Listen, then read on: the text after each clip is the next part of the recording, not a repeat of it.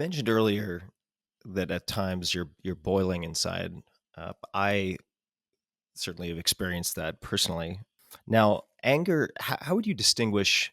And I sort of intuitively know these are different, but I would struggle to maybe on the spot separate the two, anger and resentment, because one of your quotes that I have here in front of me with my notes is consult your resentment. It is revelatory. And I'd love to unpack that. But if you could walk us through.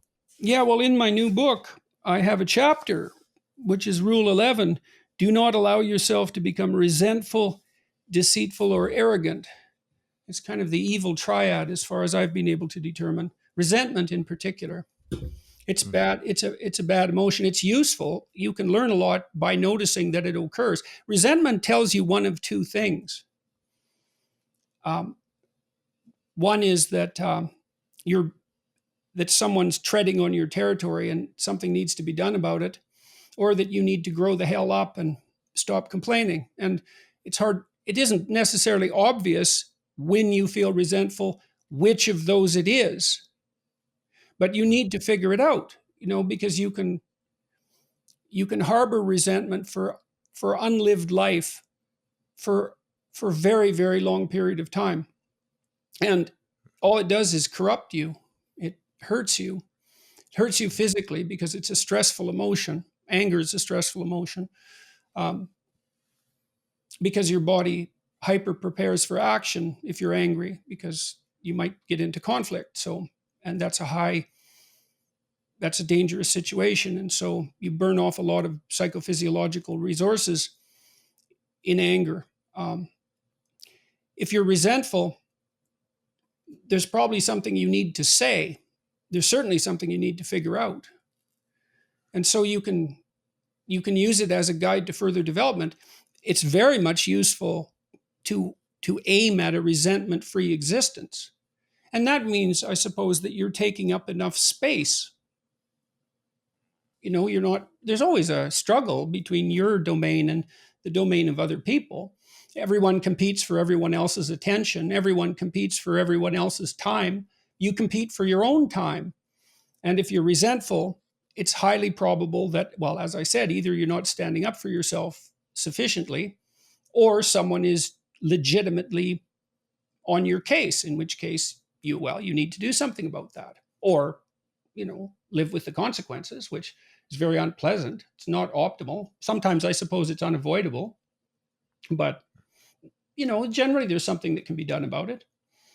Maybe you need a new job. mm, It's easy for people to think that they're better than they are, and mm, it's not surprising that everybody wants to think that. I probably want to think that about me. So then you'll get angry about something. Maybe your partner puts you down in public, doesn't show you the respect. Maybe you're married, say, and husband and wife owe each other a certain amount of categorical respect, sort of independent of the individual personalities. If you have decided that you're going to devote your life to someone and vice versa, they're now in a category that requires a certain amount of respect to maintain the relationship over time. It's good for your partner and it's also good for you. Maybe you've taken a shot in public and you're really angry about it, but you don't notice it because you want to think that you're better than you are. That sort of thing doesn't upset you. And so you don't say anything about it. You don't do anything about it. And then you don't fix it. And that's a mistake. It's much better. You could say to your partner, look, we were out for dinner tonight and you said something snarky, which I didn't think was appropriate. Now, I might be a hypersensitive. I might be hypersensitive and touchy and immature, and maybe you hit me in a weak spot, or maybe you're playing some power game. Why don't we figure that out? Now, mm. that's messy. People don't like conversations like that. And I think that's one of the things that's peculiar about me. For one, I don't know why exactly, but I don't like that. I won't let those things go. So the peculiarity is that you'll open those conversations. You don't have an aversion to it. Well, I have a horrible aversion to it, and I don't like conflict. But I've learned, and this is partly, I suppose, clinical training, but it's not just that. some things, if you don't address them, they just get worse. Mhm. And I've been able to see where things are going to go. It's kind of like what I mentioned to you earlier, that if I watch someone, I can generally figure out what they're up to. I also can see where things are going. And so, if I walk into someone's house and there are things out of order in a particular way, if I pay attention to that, that's often indicative of something not right in the relationship. Maybe the kitchen's a mess. It's like there's food that isn't fresh in the fridge, for example, or there's packages up in shelves that haven't been opened for like 2 years or since the wedding, let's say.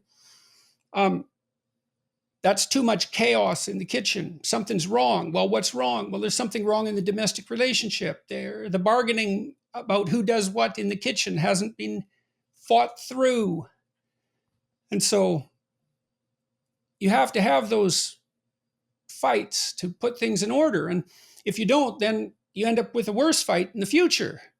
And so the reason that I call things out, as far as I can tell, the positive reason, who knows what the negative reasons are, is because I don't want more conflict.